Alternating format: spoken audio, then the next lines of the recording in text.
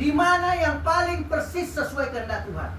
Manusia rohani yang dikatakan yang sudah lahir baru, yang sudah menyatu dengan tondi perbadia. Saya katakan bahwa tondi perbadia yang sudah menyatu dengan tondi kita, manusia rohani kita, sudah sangat sempurna. Bahkan dia tahu segala hal. Kenapa?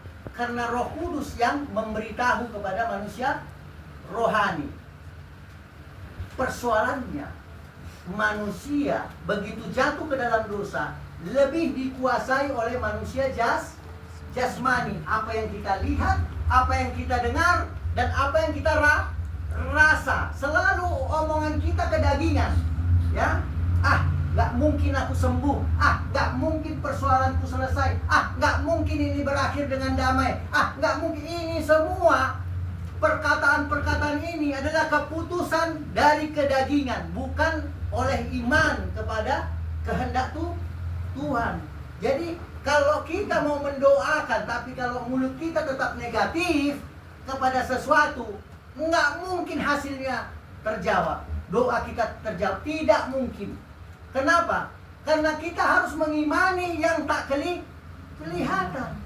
Jadi yang kelihatan itu yang mau diubah oleh Tuhan supaya sesuai dengan kehendak Tuhan. Yang sakit menjadi sembuh, yang punya masalah ekonomi menjadi diberkati, yang hancur rusak semua dalam hubungan manusia juga menjadi bagus. Nah, saya mau tanya, kalau yang positif yang saya katakan itu lebih condong ada di sorga atau ada di bumi? Lebih condong ada di sorga. Semua yang bagus-bagus pasti ada di sorga. Makanya doa Bapa kami, jadilah kehendakmu di bumi seperti di sorga. Jadi tugas kita untuk menjadikan bumi menjadi seperti sorga. Sekarang saya mau tanya, memakai manusia jasmani atau memakai manusia rohani untuk menjadikan kuasa itu, terang itu yang kita katakan di sini terang kan, topik kita adalah menjadi anak-anak terang. Memakai kemampuan manusia jasmani atau kemampuan manusia rohani? Sudah pasti jawabannya manusia. Cuman manusia rohani kelihatan atau tidak? Tidak. Lebih dominan, orang mulai dari kecil lahir dipengaruhi oleh manusia jasmani. Karena apa yang dilihat, apa yang didengar, apa yang dirasa. Bertahun-tahun kita berjalan memakai manusia jarang dilatih memakai manusia rohani. Ingat, sementara Tuhan mau yang menguasai hidup kita bukan manusia bukan apa yang kita lihat, bukan apa yang kita dengar, bukan apa yang kita rasa, tapi yang apa yang Tuhan lihat, apa yang Tuhan rasa, apa yang Tuhan pikir, dan itu di dalam tondi. Makanya disuruh cari ke dalam, bukan lihat kondisi keadaan. Kalau kondisi keadaan, bahkan dokter juga bilang nggak mungkin sembuh karena udah kanker stadium 5, stadium 4, itu secara jasmani. Itu semua dikatakan firman Tuhan adalah daging. Tetapi Tuhan katakan roh yang sama yang membangkitkan Yesus dari kematian, yang kuasanya bisa mengusir bahkan roh kematian, roh maut, sudah ada di dalam kita. Maksudnya apa? Tondi perbadia yang membangkitkan Yesus dari kematian dan bangkit di hari ketiga. Siapa? Kalau bukan tondi perbadia. Nah, kuasa yang sanggup, yang sudah biasa untuk mengusir roh maut sehingga yang mati menjadi hidup, katanya sudah, firman Tuhan katakan sudah ada di dalam kita. Hanya firman Tuhanlah yang sanggup mengatakan itu.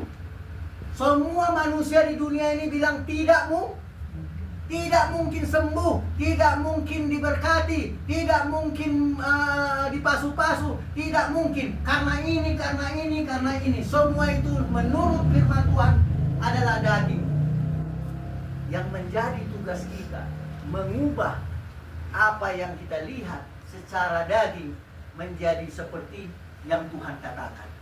Yang sakit menjadi sembuh, yang memiliki persoalan yang nggak bisa selesai menjadi selesai, Ini yang menjadi tantangan yang bukan hanya sulit, tetapi tidak mungkin bagi manusia jas. Nggak mungkin ini. Memiliki karakter Kristus pun tidak mungkin secara daging. Bagaimana kita mau bisa sanggup mengampuni musuh kita? Nggak mungkin. Jadi saya berani katakan kekristenan adalah sesuatu yang tidak mungkin bagi manusia jasmani.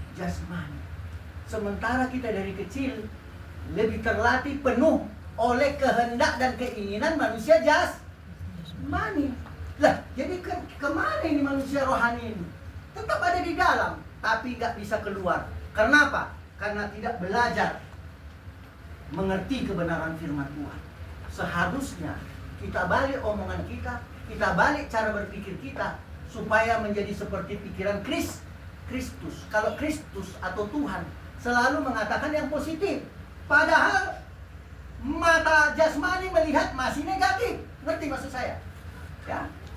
Mau anak kita, mau kawan kita yang lagi hancur-hancuran, jangan ngomongin terlalu banyak.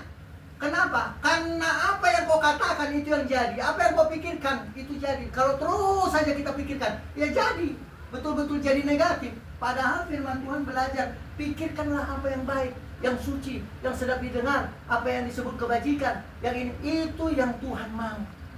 Memang bukan kita mau menolak keadaan atau situasi, bukan.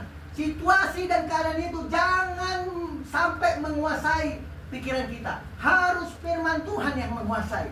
Lebih bagus saya katakan kalau anak saya bandel, anak saya segala macam gak beres, lebih bagus saya katakan saya percaya dalam nama Yesus anak saya berubah. Dalam nama, itu aja doa kita. Ngerti maksudnya? Jadi kita dari kecil selalu lebih sering mengatakan kondisi dan keadaan. Sementara firman Tuhan, doakan musuhmu, doakan orang yang gak betul itu, biar Tuhan bekerja atas dia. Ya, kalau memang dia dikasih tahu juga nggak ngerti, urusan dia sama Tuhan. Lebih bagus penghakiman kita berikan kepada Tuhan. Nasihat boleh, tapi kalau kita terus ucapkan itu yang negatif, kapan yang positif jadi? Karena apa yang kau pikirkan dan kau perkatakan itu yang jadi. Memang sulit ini, karena kekristenan bukan hanya sulit, tapi mustahil. Ngerti arti mustahil? Tidak mungkin. Bagi manusia biasa, kedagingan ini tidak mungkin mengikuti gaya hidup kekristenan. Sudah pasti. Hanya